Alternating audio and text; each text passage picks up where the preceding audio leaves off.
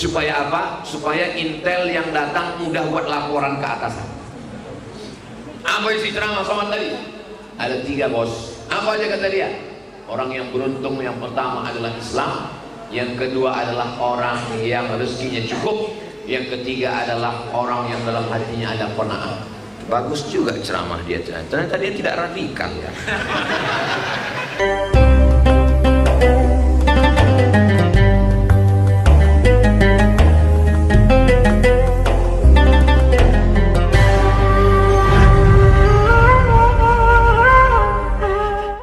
Bapak Ibu yang dimuliakan Allah Subhanahu wa taala. Jadi yang pertama yang beruntung itu adalah man aslama wala tamutunna illa wa antum, jangan mati kecuali dalam la ilaha illallah Muhammadur Rasulullah sallallahu alaihi wasallam. Jadi nikmat yang terbesar yang saya rasakan, yang kita rasakan, ayah kita Islam, emak kita Islam, tinggal di bumi lancang kuning mayoritas Islam. Ustaz, Tuhan itu tidak adil. Kenapa si pulang itu maknya tak Islam, ayahnya tak Islam, tinggal di negeri tak Islam? Disitulah keadilan Allah. Di mana letak keadilan Allah? Ayahnya tak Islam, emaknya tak Islam, tinggal di negeri tak Islam. Dia berjuang mencari Islam, dia masuk Islam. Dia lebih dulu masuk Islam daripada kau. Ini datang anak-anak muda bertanya ke saya, Allah itu tak adil Pak Ustaz. Kita kenapa lahir Islam? Karena mental kau mental tempe. Maka orang macam kau ini masuk Islamnya antrian terakhir. Tapi mereka ustaz, ayahnya tak Islam, emaknya tak Islam, lalu kemudian di tempat lingkungan tak Islam masuk Islam. Ustaz Nababan, tahu Ustaz Nababan? Penceramah yang di keliling Amerika. Itulah ustaz yang namanya bisa dibaca dari kiri, bisa dibaca dari kanan. Nababan. Timbal balik, auto reverse. Masuk Islam. Ayah tak Islam, emak tak Islam. Tionghoa masuk Islam. Ustaz Felix. Ayah tak Islam, emak tak Islam. Membuat sekolah bagaimana orang Islam jadi murtad, dapat hidayah, masuk Islam. Ustaz Yahya Waloni. Mereka ini lebih dulu masuk Islam 500.000 tahun cahaya. Setelah mereka masuk surga, barulah Ustaz Somad masuk surga. Karena perjuangan setan. Betul Bapak Ibu?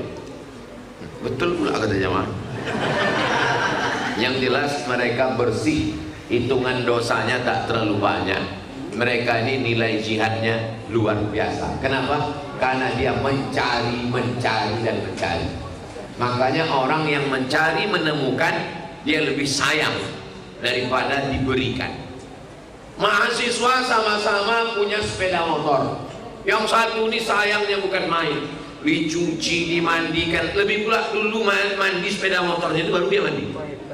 Yang satu ini tak pernah dicuci, tak pernah dibasuh, parkir sesuka hati. Kenapa? Yang satu ini dikasih bapaknya, tak ada perjuangan. Yang satu ini pontang-panting dia bekerja mendapatkannya. Begitulah mereka sayang pada Islam. Kenapa Bilal itu sayang betul dengan Islam? Dia mencari ahad, dijemur di atas panas terik, diikat dengan batu, ahad. Jadi kita menganggap nikmat Islam ini biasa-biasa saja. Saya kalau udah jumpa dengan mu'alaf itu, saya tanya, gimana perjuangan kamu masuk Islam? Oh luar biasa. Saya masuk Islam diusir dari keluarga Pak Ustaz, semua harta ditarik, dicopot jabatan. Ada yang saya agak unik jawabannya. Gimana Bapak masuk Islam? Semua agama udah saya coba Pak Ustaz. Saya masuk ini, saya masuk ini, saya masuk ini, saya masuk ini. Terus stasiun terakhir saya Islam sampai mati Pak Ustaz. Apa uniknya, kenapa ini kau pilih? Karena Islam inilah Tuhan yang tak nampak Pak Ustaz. Aneh pula. Yang lain itu nampak. Jadi kalau ada yang penasaran, kenapa Islam itu Tuhannya tak nampak? Sedang yang tak nampak aja, yang nampak-nampak itu malah tak menarik bagi dia. Bagi dia menariknya Islam ini karena Tuhannya tak nampak.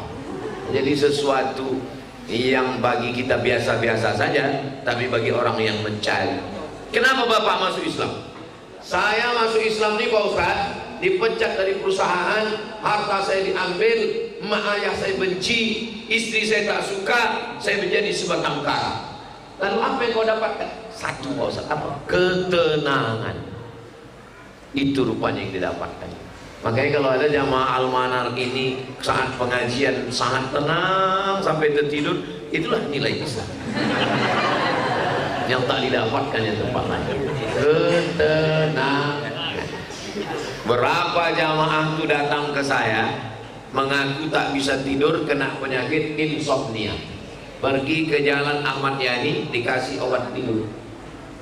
Habis dosis itu hilang, tak bisa tidur lagi. Sampai jam 2 malam tak tidur-tidur. Begitu ikut pengajian, datang ketenangan. Huwallazi anzala sakinata. Allah yang menurunkan ketenangan. Mudah-mudahan kita termasuk orang yang tenang dengan berislam ini, insyaallah. Jadi orang yang beruntung yang pertama adalah man aslama. Yang kedua, waruziqa kafafan. Dapat rezeki kafafan, cukup. Tak disebut kasiran. Habis waktu. Itu hebatnya Masjid Al-Manar. Dia kalau waktu habis ada tanda bunyi. Beda sama masjid lain. Masjid lain sampai bebui-bui tak habis-habis. Jamaah sudah bergelisah, kenapa tak berhenti penceramah? Pasti akhir apa kata penceramah? Demikianlah tausiah yang singkat ini. Kata jamaah, kepala kau singkat aku dari tadi. Ada masjid di Jalan Harapan Raya belok ke kiri. Itu unik juga masjid itu. Dipasangnya lampu hijau, kuning, merah. Saya sangka meja ini bekas Dewan Hakim MTQ. Jadi saya tanya, Pak ini bekas Dewan Hakim? Enggak Pak Ustaz, ini memang untuk penceramah yang tak tahu kapan berhenti. Nah, jadi kalau udah mau mendekati akhir kuning. Nah kalau udah lewat waktu hidup merah. Saya waktu itu alhamdulillah, waktu kuning langsung saya tutup. Nah, kalau Al-Manar dia tak pakai lampu, pakai kode aja. Jadi sebetulnya waktu udah habis. Tapi hadis belum habis, jadi saya habiskan lah. Takut gantung hadis tadi. Waruziqa kafafan, dapat rezeki yang cukup. Tak disebut ruziqa katsiran. Nah, karena banyak belum tentu cukup. Berapa banyak orang yang punya rezeki banyak tak cukup. Orang yang punya mobil sport harganya 3 miliar. Apa kata dia waktu pakai mobil sport 3 miliar? Tuhan tidak adil. Kenapa dia bilang Tuhan tidak adil? Karena dia menengok ke atas kawannya naik private jet. Orang yang punya jet pribadi menengok kawan punya jet pribadi, tak bersyukur kepada Allah. Makanya yang kita minta rezeki itu adalah rezeki cukup. Hidup ini kan cuma dua, makan, pakai. Yang dimakan cukup, yang dipakai cukup. Untuk apa lebih daripada itu? Cukup. Kau macam mana rezeki? Alhamdulillah Pak Ustaz, cukuplah untuk 70 keturunan. Yang penting rezeki ini cukup. Karena kalau sekedar banyak, lau kana libni Adam wadiyan min zahab, seandainya anak Adam ini punya satu lembah dari emas, latamanna ayyakuna lahu wadiyan akhar, dia akan minta satu lembah lagi. Walan tamla fahu illa turab, sampai mulutnya disumpat tanah. Jadi bagi orang yang sok-sok kaya pamer motor, tunjukkan ke dia website pamer mobil sport. Yang sombong-sombong sok pamer mobil sport, tunjukkan ke dia orang yang pamer pesawat pribadi. Yang sombong-sombong punya pesawat pribadi, ada satu website khusus di internet jual beli pulau. Jadi mereka udah lomba, kau berapa pulau udah? Aku alhamdulillah 3 pulau kau, aku udah 5 pulau kau, ditunjukkannya peta Indonesia. Nah, ini semua ini punya aku. Rupanya pulau awak pun diambil orang. Tak usahlah kita bahas itu, nanti payah ceramah. Yang penting dapat rezeki cukup. Jangan sampai tak cukup. Mana contoh? Al-Manar punya rezeki cukup untuk 30 tahun. Tanah dapat, kelas ada, masjid berdiri, Masya Allah, tabarakallah.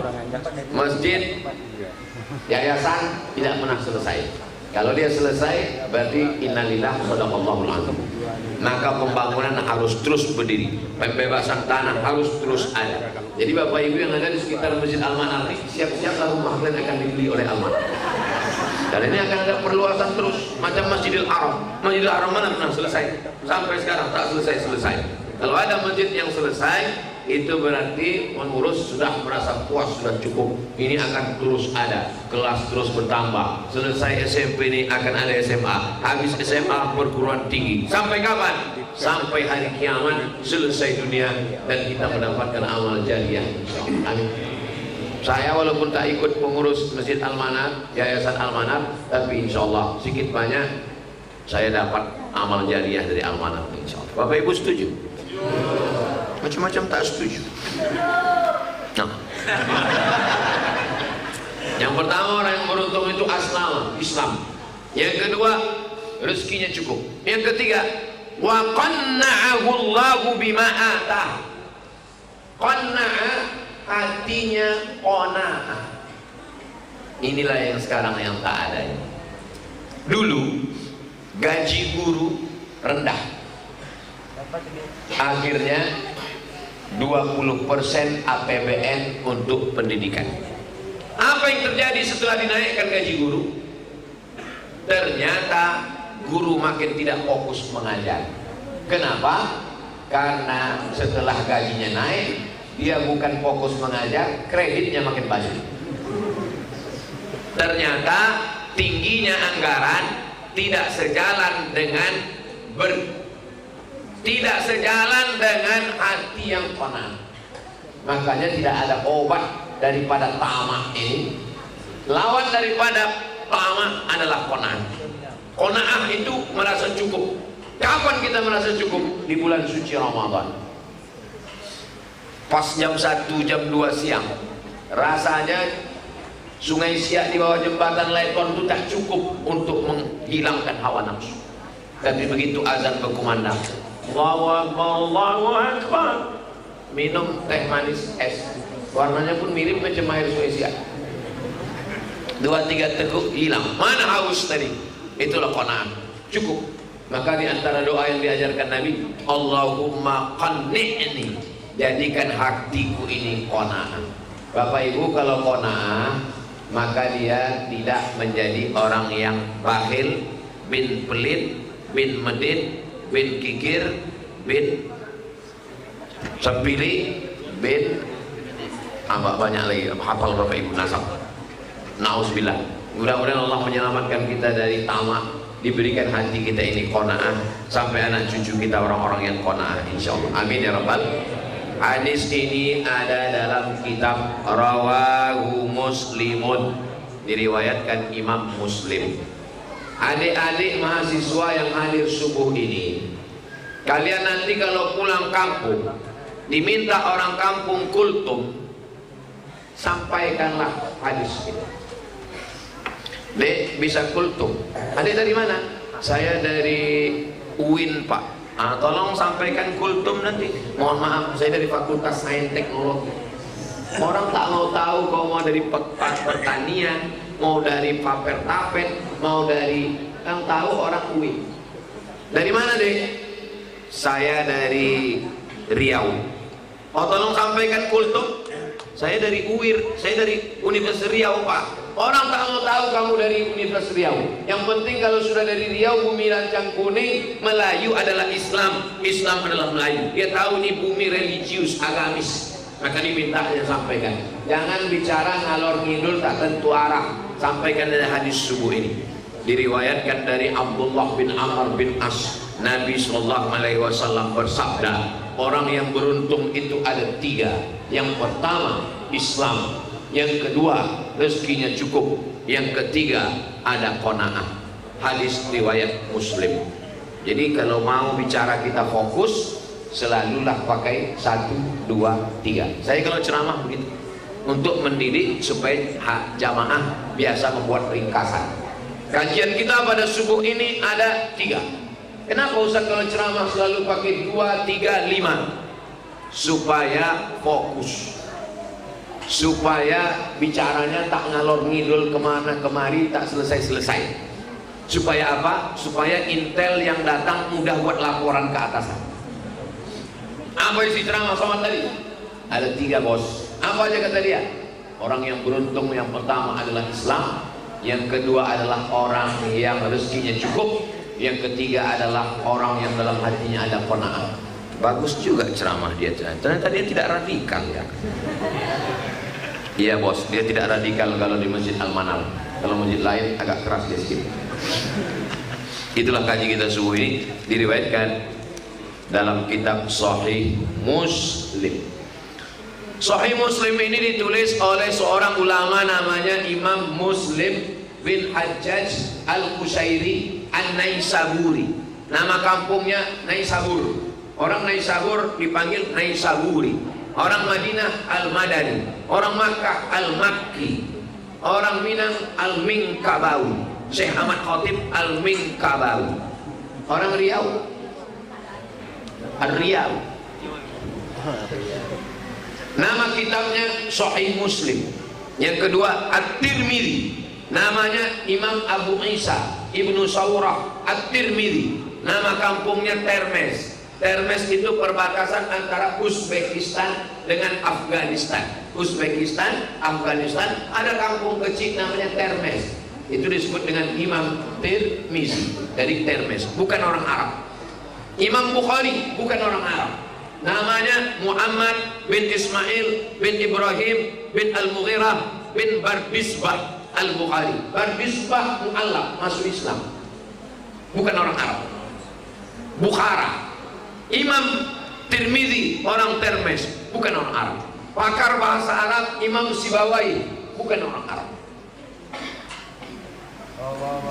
Tidak ada hujah, alasan, argumentasi untuk mengatakan saya tak hafal Quran, saya tak bisa hadis karena saya orang Melayu, karena saya bukan orang Arab. Karena ulama-ulama kita juga bukan dari Arab. Sahabat Nabi orang Arab, tapi Salman Al-Farisi orang Persia, Suhaib Ar-Rumi orang Romawi, Bilal bin Rabah orang Afrika Utara. Afrika Utara, ini Mesir, ini Sudan. Antara Sudan dan Mesir ada satu kampung namanya Nubia. Itulah kampung Bilal bin Rabah. Nubia. Orang Nubia ini orang Sudan ini warna kulitnya cuma dua, hitam dan hitam sekali. Tapi dia masuk surga bukan karena warna kulitnya, bukan karena sukunya, tapi karena amalnya. Man batta'a bihi amaluhu lam yusri' bihi nasabu. Orang yang amalnya pelan tak bisa dipercepat oleh nasabnya. Jadi kita yang tidak merasa beruntung dengan nasab, maka buatlah diri beruntung dengan amal. Alhamdulillah amal kita mudah-mudahan diberikan Allah istiqomah beramal soleh insyaallah. Amin ya rabbal alamin. Itulah hadis subuh ini. Bagi adik-adik, bapak-bapak, ibu-ibu yang mau menyampaikannya, sampaikanlah hadis dari Abdullah bin Amr bin As. Orang yang beruntung ada tiga. Yang pertama aslama, yang kedua ruziqa kafafan, rezekinya cukup, yang ketiga qanna'ahullahu bima atah, ada sifat qanaah dalam dirinya. Hadis riwayat Muslim dan Imam At-Tirmidzi. Terima kasih segala perhatian, mohon maaf atas segala kesilapan. Jangan kemana-mana, kita lanjutkan setelah yang satu ini. Habis Ustaz. Salat sunat isyraq 2 rakaat. Usolli sunnatal isyraq raka'ataini lillahi ta'ala. Bagi yang tidak pakai usolli, dalam hati saja. Tak perlu berkelahi antara usolli tak pakai usolli. Jadi dulu pernah ada acara seminar di UIN, di Masjid UIN. Yang satu ini pakai usolli, yang satu ini tak pakai usolli. Dia pun ditunjukkannya juga tidak pakai usolli. Nah jadi alhamdulillah Al-Manar ini walaupun banyak yang tak pakai usolli, usolli udah. Usolli sunnatul isyraq, yang tak pakai usolli dalam hati sholat sunat isyraq 2 rakaat. Man sholat subha fi jama'atin, sampai sholat subuh berjamaah. Summa qa'ada yadhkurullah, habis itu dia duduk di masjid, tak keluar masjid berzikir. Hatta tatlu asyamsu, sampai terbit matahari. Summa yusalli raka'ataini, salat sunat 2 rakaat. Itulah dia salat sunat isyraq. Kana lahu ka'ajri hajjatin wa umrah, dapat pahala macam haji dan umrah. Tamah, sempurna. Hadis hasan ada dalam kitab Sunan At-Tirmidzi. Kita salat sunat 2 rakaat, habis itu kita jawab beberapa pertanyaan. Setelah itu kabarnya ada sarapan bersama di rumah masing-masing. Terima kasih. Assalamualaikum warahmatullahi wabarakatuh.